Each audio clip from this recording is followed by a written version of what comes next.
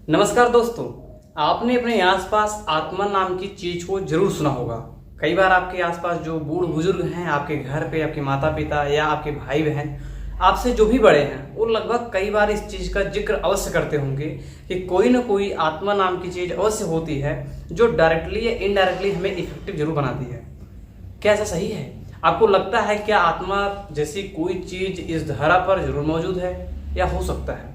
इसकी रियलिटी क्या है? आज इसके बारे में थोड़ा समझते हैं विज्ञान के पर्पज से, फिर अध्यात्म के पर्पज से। एक चीज ये है कि यार, अगर विज्ञान से नकार भी दे या नकार भी दे, तो क्या ऐसा जरूरी है आपकी दुनिया में इतने लंबे टाइम से चली आ रही चीज मूर्खतापूर्ण हो, या ऐसी कुछ जरूरी हो कि इतने लंबे टाइम से एक गलत धारणा ही बनकर आ रही हो? या विज्ञान अगर हाँ कहता है तो कैसे कहता है इन सब चीजों के बारे में? देखो, सबसे पहले अगर आपने भगवत गीता कभी पढ़ा हो तो उसके अध्याय 2 पर एक 22वें नंबर के श्लोक पर कहा गया है कि वंशांश जीर्णानि यथा विहाय नवानि गृहाणि नरोपराणि शरीराणि तथा शरीराणि विहाय जीर्णा नैन्यानि संयाति नवानि देहि। इसका मतलब मोटा मोटा यही है दोस्त कि जैसे मनुष्य पुराने वस्त्रों को त्याग कर दूसरे नए वस्त्रों को ग्रहण करता है, वैसे ही जीवात्मा पुराने शरीरों को त्याग कर दूसरे नए शरीरों को प्राप्त करती है। इस पर हमने देखा कि जो हमारी आत्मा है उसके वर्ग के बारे में बताया गया है कि दरअसल वो पहले क्या करती है, किसी एक शरीर पर रहती है, फिर उस शरीर का जब त्याग हो जाता है, वो डेड हो जाता है, एक्सपायर हो जाता है, तब वो आकर के किसी नए शरीर को ग्रहण कर लेती है। आपने पूरी जिंदगी पर इस चीज को प्रमाणित तौर पर नहीं देखा होगा। आज तक दुनिया में ऐसा कभी नहीं हुआ है, चाहे वो विज्ञान हो चाहे वो अध्यात्म हो, किसी ने इस बात को प्रूफ नहीं कर पाया है कि आत्मा नाम की चीज बिल्कुल ऐसा ही वर्क करती है या पहले की आत्मा होती ही है। लेकिन विज्ञान इसके बारे में क्या कहता है? विज्ञान की एक सिंपल सी धारणा है कि अगर शरीर में आत्मा नाम की कोई चीज नहीं ना भी हो, मतलब है या नहीं इसके बारे में कोई प्रमाण नहीं है, लेकिन अगर ना भी हो तो हमारा शरीर जैसे वर्क करता है उस पर पॉइंट में भी कोई भी चेंजिंग नहीं आएगा। यानी कि जो हमारे शरीर में सेल्स मौजूद हैं अरबों खरबों की संख्या में, वो सब इस प्रकार से डेवलप हैं कि खुद ही शरीर में कोई कमी आती है तो खुद ही उस चीज को जाकर के दूर कर देते हैं, जिसे हम अपने अंदर की इम्यूनिटी सिस्टम कहते हैं। आपने शरीर पर देखा होगा कि आत्मा जैसी चीज किस जगह पर रहती है, दुनिया में अब तक किसी ने कुछ भी नहीं बता पाया है। पहले लोग कहते थे कि ये हमारे अंदर होता है, हमारे अंदर। तो बाद में थोड़ा विज्ञान आगे पहुंचा तो वहां पर जब इसके अंदर चीड़ा फाड़ हुई, फिर पाया गया कि अंदर कुछ नहीं है। फिर लोग कहने लगे कि ये भाई उसके भी अंदर होता होगा, कहीं लंग्स के अंदर, कहीं अपने मतलब एकदम अंदर होता होगा, जहां पर उस तत्कालीन टाइम पर विज्ञान ने अपनी खोज को वहां तक नहीं पहुंचाया था। फिर धीरे धीरे टाइम मिलना, लोग अपना हार्ट ट्रांसप्लांट करने लगे तो पाया गया कि एक डेड व्यक्ति का जो हार्ट है उसे निकाल लिया जाता है, जबकि वो बिल्कुल डेड अवस्था में व्यक्ति होता है, उसके अंदर कोई आत्मा नाम की चीज नहीं है, जो कि हमारे अध्यात्म कहता है कि जो मरा हुआ व्यक्ति है उसके अंदर मौजूद नहीं होती है। अब उसी के लंग्स को लेकर के एक जीवित इंसान के अंदर ट्रांसप्लांट कर दिया जाता है, फिर उसी लंग्स जो कि उसमें पहले जो डेड कहा जा रहा था वो वर्क करने लगता है। तो आपको क्या लगता है कि शरीर के अंदर आत्मा होती है? आप एक मोटा मोटा रूप से आप देख सकते हो कि अगर जैसे मेरा ये हाथ है या मेरा पैर है, मेरा शरीर है, मैं अगर किसी कंडीशन बस अगर वो मेरा हाथ है, मेरा पैर, मेरे शरीर या मेरे धड़ से अलग हो जाता है तो आप कुछ समय बाद पाओगे वो निर्जीव अवस्था में चला जाता है। अगर मेरी आत्मा मेरे शरीर में ही थी तो यहाँ पर ही क्यों रुकी, वहां पर कहीं नहीं चली गई? तो यहाँ पर हम पाते हैं कि दोस्त कि हमारे शरीर पर आत्मा जैसी चीज कोई निवास होते हुए किसी ने अभी तक शोध नहीं कर पाया, इसी कारण से। अब कुछ लोग कहते हैं कि ये हमारे शरीर के मस्तिष्क पर और पीनियल ग्रंथि पर पाई जाती है, जहां से हमारे विचारों की उत्पत्ति होती है और धीरे धीरे ये हमारे शरीरों को अपने बस में करती है। तो इसके बारे में भी कई चीजें हैं कि लोगों ने अपना पूरा का पूरा सर ही ट्रांसप्लांट करना स्टार्ट कर दिया। मतलब ये हमारा विज्ञान इस लेवल तक चला गया। ये चूहों में, बंदरों में काफी ज्यादा मात्रा में इसके ऊपर शोध की गई, हर चीज किया गया कि वहां पर पाया भी गया कि अगर कोई जीव का शरीर ट्रांसप्लांट कर दिया जाएगा या ब्रेन ट्रांसप्लांट कर दिया जा रहा है तो पूरी के पूरी शरीर में जिस व्यक्ति की इस ब्रेन को लगाया जाता है उसी का कंट्रोल होता है। इस वजह से लोग ये कहने लगे कि हमारे ब्रेन के अंदर ही कहीं ना कहीं वो चीज मौजूद है। लेकिन क्या आपको ऐसा लगता है कि यह रियलिटी है? क्योंकि विज्ञान इस बात को भी कहता है कि हमारे दिमाग के अंदर जो हमारा ब्रेन है उसके अंदर इतने सेल्स मौजूद हैं, इतने सेल्स मौजूद हैं जो कि कुछ इस प्रकार से हैं कि स्वतः ही इस चीज़ों को निर्माण भी करते हैं। जो नष्ट होता है जो सेल्स उन्हें हटाते भी हैं और धीरे धीरे नए सेल्स का भी निर्माण करते हैं। तो आत्मा नाम की चीज इस प्रकार से हम पाए तो देखने को नहीं मिलता, लेकिन अध्यात्म इस बात को कहता है कि आत्मा एक फिजिकल फॉर्म में कुछ होती ही नहीं, तो आप पा नहीं सकते इसे। तो फिर क्वेश्चन उठता है कि दरअसल होता फिर कैसे है। तो वो कहता है ये कि नॉन फिजिकल मटेरियल चीज है, यानी कि ये है देखा ही नहीं जा सकता, छुआ ही नहीं जा सकता, टच नहीं किया जा सकता। आपने एक श्लोक सुना होगा, मेरे वीडियोज में मैंने भी कई बार इसे कहा है कि नैनम छिंदन्ति शस्त्राणि नैनम दहति पावका ना चैनम क्लेदन्त्या पुनः सूचित मरता, यानी कि जो उसे टच ही नहीं कर सकते, काट नहीं सकते, मार नहीं कर सकते, उसका नष्ट नहीं कर सकते, उसे सुखा नहीं सकते, कुछ नहीं कर सकते, उसका एक ऐसा अनफिजिकल फॉर्म में आत्मा होती है, तो आप उसे टच नहीं कर सकते। तो विज्ञान इस बात को पुनः कहता है कि भाई अगर कोई चीज अनफिजिकल है और वो फिजिकल चीज पर कैसे संबंध बना पाता है। दूसरी चीज ये है कि कुछ लोग कहते हैं जो आत्मा होती है वो टच तो नहीं किया जा सकता, लेकिन क्या करता है वो किसी के घर पर बिना दरवाजा खोले हुए अंदर प्रवेश कर सकता है, छत पर जा सकता है, जो भी टहल सकता है।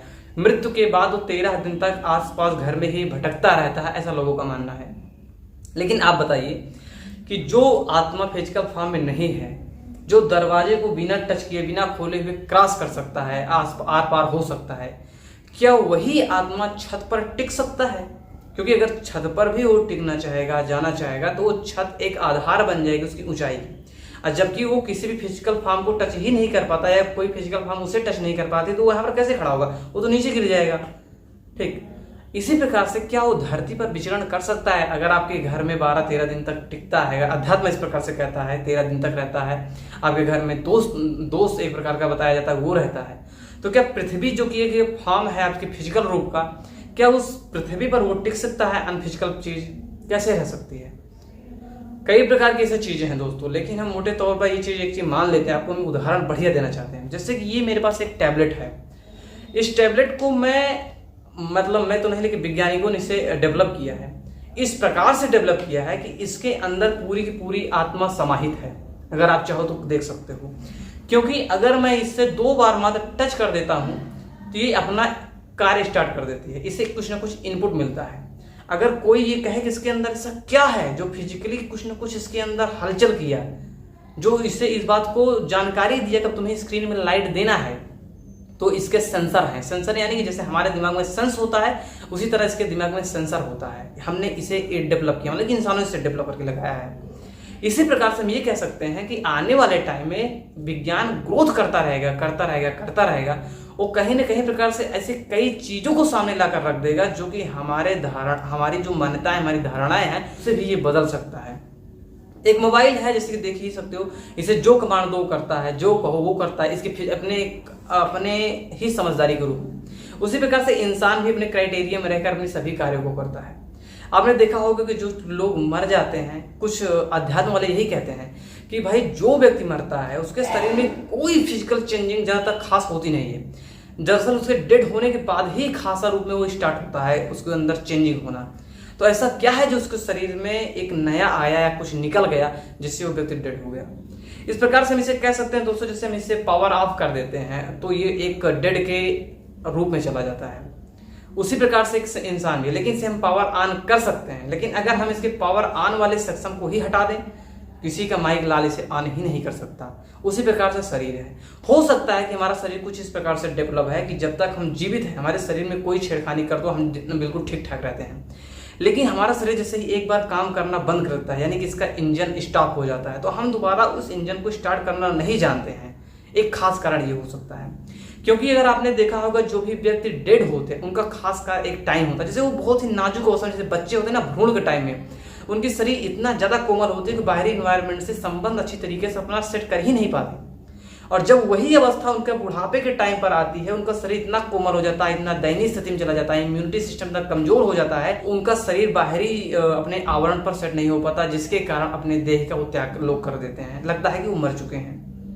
आपने कभी नहीं देखा होगा कि जो एक युवा व्यक्ति होता है, जैसे कि एक अच्छा खासा उम्र का व्यक्ति, उसके अंदर कोई भी बिना बाह्य कारण के, जैसे बिना एक्सीडेंट के, बिना किसी बीमारी के, बिना किसी फिजिकल चेंजिंग के, वो व्यक्ति डेड होता ही नहीं है।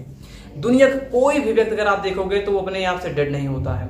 उसे या तो बीमारी ने किसी न किसी डेड किया होगा या तो किसी न किसी एक्सीडेंटली रूप से वो डेड होता है। जब कोई इंसान किसी न किसी महिला के थ्रू जब वो संबंध बनाता है तब क्या होता है, उसके स्पर्म उसके अंदर जाते हैं और विज्ञान की मानी जाए तो एक बार स्पर्म में कम से कम 1 अरब से भी ज्यादा बच्चे पैदा कर देने की क्षमता होती है, क्योंकि उसके उतने ज्यादा अंश मौजूद होते हैं।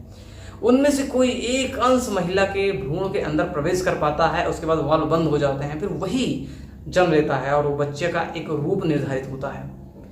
आप बताइए, अगर बच्चे के अंदर आत्मा नहीं है, अगर उस टाइम में जब आत्मा इंटर किया, अध्यात्म के बारे में अगर बात किया जाए, क्योंकि इसमें कहा गया है कौन सा अंश जीर्णानि यथा व्यय, एक कपड़े को छोड़कर दूसरे कपड़े को पहनती है, तो जिस टाइम पर दूसरे कपड़े को पहन रही होती है उससे पहले ही कपड़ा बना होगा तभी तो पहन रही है।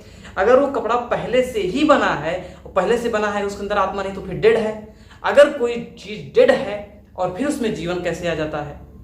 हमारे आसपास से बिल्कुल नहीं होता। आपने कभी भी नहीं देखा हो कि जो व्यक्ति एक बार डेड हो गया वो दोबारा जीवित हो जाए। इस प्रकार समझिए, थोड़ा माइनर टॉपिक भी है, आप थोड़ा समझिएगा। जब भ्रूण में किसी न किसी महिला के अंदर जब स्पर्म गया, अरबों की मात्रा में उसके अंदर जो मौजूद होते हैं कण वो जाते हैं। अब भ्रूण के अंदर बिल्कुल अंदर जहां पर बच्चे का निर्माण होता है वहां तक कोई एक पहुंचता है जो कि बहुत ही हेल्दी होता है। वो जब अंदर पहुंचता है तो क्या उसके पास जीवन नहीं होता है? अगर होता है तो उन 1 अरब जो कुछ समय पहले एक ही इंसान के अंदर मौजूद थे, किसी न किसी मेल के अंदर मौजूद थे, तो इसका मतलब क्या है, 1 अरब आत्मा से ज्यादा उसके अंदर मौजूद था, जिसका वर्णन हमें अध्यात्म में कहीं भी देखने को नहीं मिलता है। क्या आपको लगता है कि एक ही महिला के अंदर या एक ही पुरुष के अंदर 2-2, 3-3 आत्माएं निवास करती हैं? अगर इतनी ही आत्माएं निवास करती हैं, इसका वर्णन अध्यात्म में क्यों नहीं है?